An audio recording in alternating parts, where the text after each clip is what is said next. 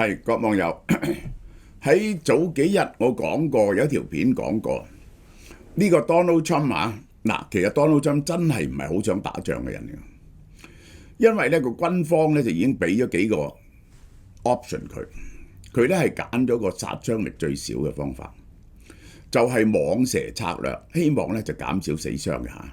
呢個我要俾 credit 呢個 Donald Trump 啊，呢個蟒蛇策略咧。嗰個絞殺委內瑞拉嘅經濟係進一步勒緊咗，就嚟咧要伸條脷出嚟噶啦，委內瑞拉。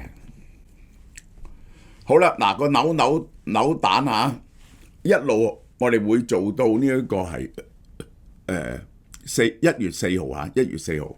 咁咧大家快啲嚟咯，日日都幾百個人嚟扭喎嚇，大家都攞到啲獎品咧，好開心喎，呢個係嚇。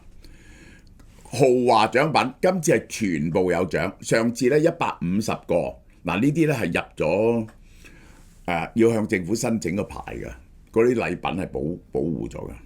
嗱最重要嘅係乜嘢啊？呢個係呢一個 Hancock MNN 20%，即係咧5個就有一個中呢個，佢中到好開心，嗰啲人係好開心。唔好講呢個少啲啦，呢個就係呢個 MNN 57600，呢個就係 MNN Collagen。Q10 Q10 呢個臘腸極水潤面霜全效牙膏，呢一個小童圍巾，呢隻好名貴嘅，呢隻 Cashmere 嘅，呢係意大利做嘅。總之最少都會獲得一個熟豬肚，翻去煲飯食幾好。呢個係全部有獎嚇，大家快啲嚟玩，開心啲。聖誕節個絞索喺度收緊。由扣押制裁船隻到扣押非制裁郵輪，美國對委內瑞拉嘅經濟窒息戰全面升級。點解我要講呢？香港嘅隻船係美國近期喺加勒比海針對委內瑞拉原油運輸線嘅行動出現質變。佢上次第一隻嗰隻 Keeper 咧係制裁名單入邊嘅船嚇，而家擴展到未被列入制裁。話你可疑啫，即可以攔截、登檢、扣押。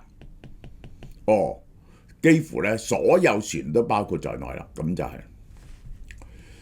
呢個轉變，標誌着一個真正嘅經濟絞索，已經係勒緊咗喺委內瑞拉個頸入邊。呢個唔再係單純嘅制裁，係主動嘅公海執法干預，封晒你成個海，封晒你嘅成海。最具指標性案件係一艘你睇下，你聽下幾嚴重。委內瑞拉原油去中國嘅，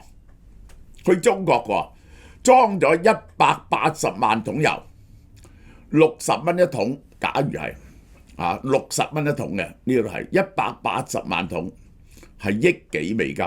仲有隻船呢，係冇列入美國制裁名單嘅。個船東係香港公司，唔係掛香港旗，係掛巴拿馬旗。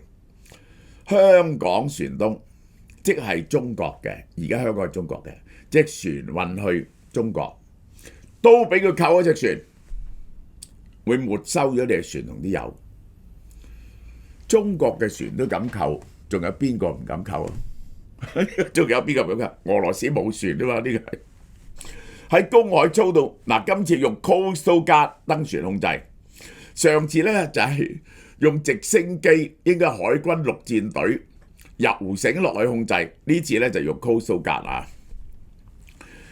呢個舉動嘅震撼唔係再扣咗艘船啊，而家佢向市場傳遞咧，你唔喺制裁名單咧都冇用，冇嘢係安全嘅，所有船都會被扣。你仲要唔要船？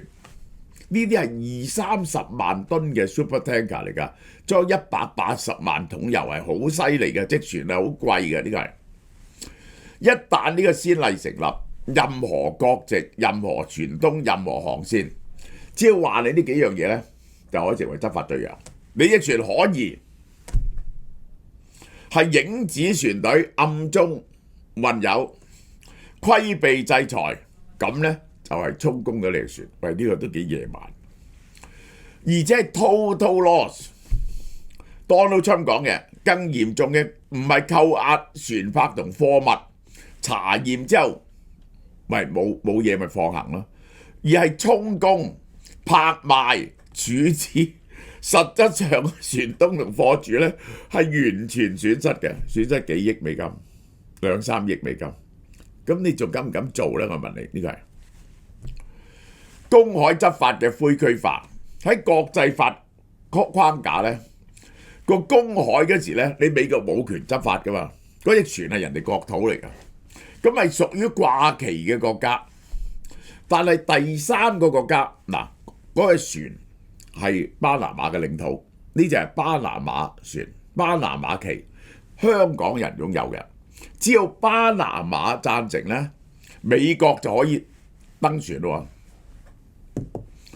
登船去守。嗱，呢個咧，呢個係一個灰色地帶嚟嘅，即係美國去守一隻唔係自己係人哋領土嘅船，所以人哋同意啫。你可唔可以喺人哋嘅領土上面執法咧？Donald Trump話得就得噶啦。呢種做法以行政同海事執法名譽行事，法理爭議極大，實際上好有效率，唔使講道理。總之我就係照 Q 做。全球會掛乜嘢旗呢？嗱，要得到佢而家呢一點呢，係要得到嗰個掛旗國嘅同意啊嘛。全球核心嘅方便旗國係包括咗巴拿馬、利比里亞、馬紹爾群島、巴哈馬、馬爾他同 Cyprus 呢一堆國家，冚唪唥掛呢啲旗嘅，大家係好啦。公海登檢嗰啲旗國同唔同意呢？巴拿馬、利比里亞、馬紹爾島、巴哈馬一定同意美國登船，唔使講。點解呢？呢啲旗國係典型嘅方便旗，船隻收入係重要經濟來源，船隻管理咧高度依賴美國同西方體系，即係咧佢哋嗰啲保險啊，所有嘢都靠西方，一定要入西方港口。喺美元結算同埋保險壓力之下，你唔聽話，你嘅美元結算就大鑊。所以咧係唔會拒絕美國登檢嘅呢一大堆船。理論上可能拒絕，實際上極少拒絕。就有2個國家，就係馬爾他同 Cyprus 塞浦路斯，因為咧佢係 under 歐盟嘅，佢原理上咧係有權拒絕審查、拒絕空間，但一旦涉及制裁咧，走私及金融犯罪嘅指控咧，好多都係選擇配合，係唔會同美國發生衝突嘅。塞浦路斯同馬爾他咯。好啦，係邊幾個國家會拒絕呢？中國、俄羅斯、伊朗、敍利亞，理論上可以拒絕但係呢啲咧係大型郵輪唔會掛呢啲旗嘅。俄羅斯、伊朗、敍利亞係冇旗嘅，係得中國有船係得中國有船，但係咧好少掛中國旗。呢啲旗國喺主權上可能拒絕美國登檢，但因為受保險、港口融資結算，冇主流國際郵輪採用，實際上缺乏可操作性，所以基本上係停晒。真正引發市場恐慌嘅咧係法律嘅確定性。喂，以前我哋講法律，而家咧唔係，只要政治需要 ，Donald Trump 做乜都得。呢個我中意啊，呢個係唔係被扣押咧？睇下美國決定扣唔扣押你，同埋掛旗國嘅即時態度，冇法律標準，亦都冇法庭判決。上次咧係有法庭柯打去扣嘅，今次咧係冇法庭柯打，佢中意扣，懷疑你就扣。航運同埋金融體系冇辦法承擔呢種不確定性。你一隻船幾億嘅去走船，會俾人哋充公咗嘅。而且咧冇保險公司敢同你買保險，因為隻船會唔見咗，啲油又唔見咗，賠死你喎。去委內瑞拉你唔好同佢講笑啦，結果唔需要大規模海軍封鎖，只要示範幾次啫。嗰啲保險公司提高到個保險費咧90%啦，你100萬呢個1億美金嘅油，你啲9000萬美金嚟買啦，咁買嚟嘥氣嘅呢個係。船東就掉頭啦，快啲走！貿易商，然後唔敢裝油，委內瑞拉嘅原油出口幾乎係唯一佢有嘅外匯來源，佢大概係一日100萬桶度，一日100萬桶度。當運輸線受阻，結算風險上升，買家咧就要你更加平，幾乎唔使錢咁就係你先敢買，流入國內嘅外幣咧迅速枯竭。委內瑞拉自己冇生產力嘅，真係好大鑊，糧食都唔夠食嘅，然後呢，要缺乏燃油嘅，因為佢自己提煉唔到啲油，咁就好快就汽車啊、軍機啊都飛唔到嘅咯。而且呢，仲有你都知呢啲國家呢，就永遠缺乏零件啊嘛，佢買咗啲機器呢，成日要有零件補充。日用品啦，日用品就靠中國啊、東盟國家咧，又係冇晒，成個國家冇晒。外匯減少，即係傳遞到匯率、物價同民生，立即委內瑞拉瘋狂通脹，匯率貶值。委內瑞拉嘅通脹咧已經好大鑊㗎啦，係建立喺原油出口勉強運作，而家海上通道根本係被剝死咗，通脹又翻去一年幾百個%、幾千個%嗰種咁嘅狀況。最新數目556%，美國金融封鎖嘅殺傷力究竟有幾大？國際貨幣基金組織估計，委內瑞拉今年全年通脹將會升到548%，即係咧就升5倍幾6倍啊！年頭買10蚊嘅嘢，年尾就買50幾蚊。委內瑞拉中央銀行2024年10月停止咗講價格同通脹，根本大家唔知呢個市場嘅不安啊，放大市場不安同埋價格預期，因為唔知就更加恐懼，進一步推高通脹壓力。作為對照，馬杜羅政府喺今年頭話2024年通脹率降到48%，係12年來嘅低位，因為成個經濟炒晒，通脹咧就 run 唔到啦，意味着曾經有一段時期咧通脹受控，而家咧又飆翻晒上去。外部壓力加劇，外匯來源再度收緊，結果迅速瓦解。嗰啲人個個都破晒產，即係我講俾大家聽，超級通脹啊！呢個蔣介石嗰陣時嘅秘書啊，叫陳布雷啊，自殺而死。咁咧人哋話佢係殉國啊，因為睇住佢打輸俾共產黨。其一部分原因咧就係佢係一個好守法嘅人。國民黨發行金圓券嗰時，佢攞晒自己成副身家嗰啲外匯啊，啲金去換晒金圓券，結果咧係渣都冇，佢就自殺死咗。糧食安全嘅基礎同樣大鑊，估計有400萬人急需食品援助，40%人喺中度、重度糧食不安全，而且唔知係乜嘢物品都冇。喺呢個背景下，一旦外匯收入進一步下降，進口能力冇進口能力，基本上生活物資嘅供應同價格面臨更大壓力。委內瑞拉係冇輕工業㗎，衣服鞋襪嗰啲咧可以唔買嘅，但係紙啊、廁紙啊呢啲咁嘅嘢咧就好大鑊，啲 consumable 嘅嘢咧好大鑊，即係衛生巾啊呢啲冇喎。委內瑞拉民眾嘅困境唔係始於當下。但係呢種而家海上嘅準封鎖逐步顯現，再推去難以承受，已經係幾百萬人走咗。委內瑞拉3000萬人，有500-600萬人走咗，有80萬人走咗去美國。普通民眾嘅代價，佢薪資購買力再冇咗，入口食品最大鑊係藥品啊，冇晒藥啊，基本生活成本持續攀升。痛感係透過價格同短缺逐步累積嘅，一定冇藥物啦。呢個就係從風險管理角度嚟講，如果有條航線係會俾人哋充公咗嘅話呢，任何合理定價都唔可以承受，你點都唔值得去做嘅。人哋唔俾你買保險或者天價保費嚴苛條款，結果就唔走呢條航線嘅啫，只係會。即使未全面封鎖，只要相信而家真係睇住咗第3隻啊，就嚟有第3隻、第4隻隨時可能被扣，整條運輸走廊就立即跌到冇。呢種寒蟬效應啊，係比用軍事行動有長期嘅經濟破壞力。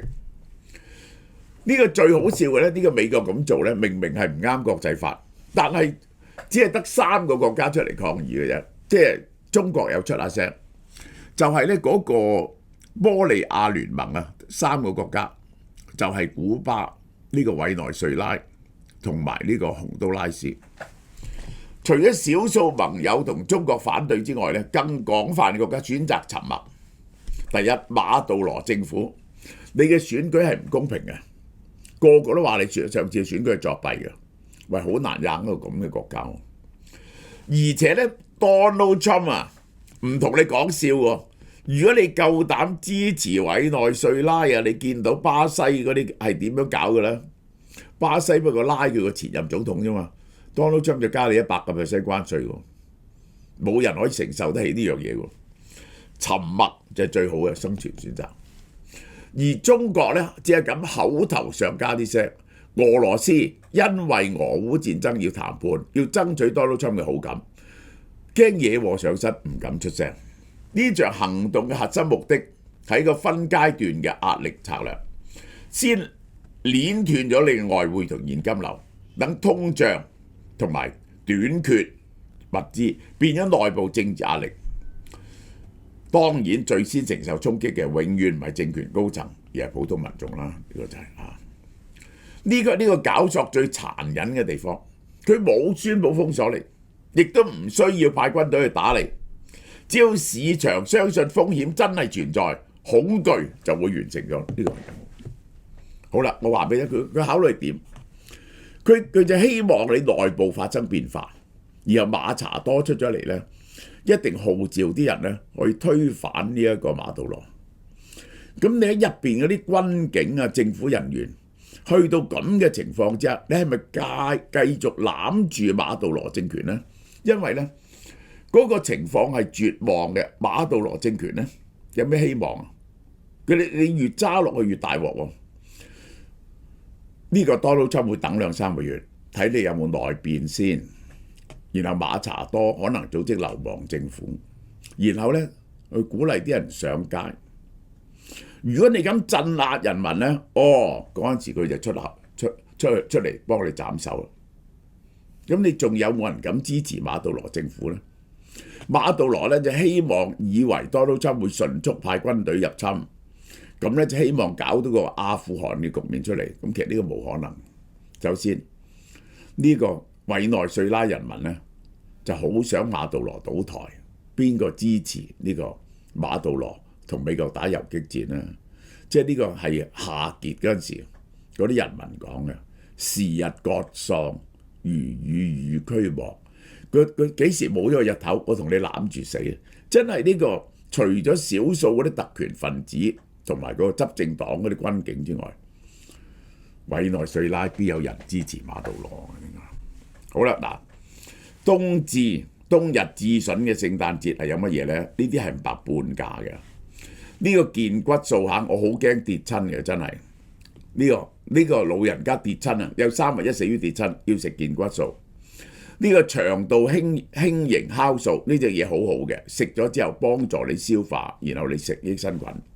仲有高效維生素啦，呢個就係全部半價80蚊，呢個係好嘛？大家多多支持。好啦，各位網友嚇，俏貓貓搜羅咗一首日式曲奇禮盒俾你哋，呢個係 New York Cheese， 係香港人去日本必買手信嘅，而家唔使去都買到啊！芝士濃郁8件裝128蚊，而 Sweet G 北海道名物經典朱古力夾心薄餅，再變身更多口味，有焦糖、北海道葡萄酒、榛果、濃郁牛奶同抹茶牛奶18件裝198蚊，18件裝30件裝338蚊。仲有呢啲冚唪唥名牌嚟，日本 Apple and Butter 蘋果奶油夾心餅，用日本蘋果做出嚟嘅，呢個係10個裝118，20個218。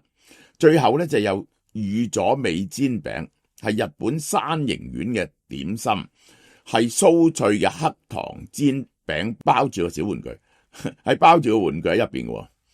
呢個賣俾細路仔實就歡迎啦。呢個就係10件裝228， 20件裝398，全部直接由日本嚟嘅，大家多多支持下。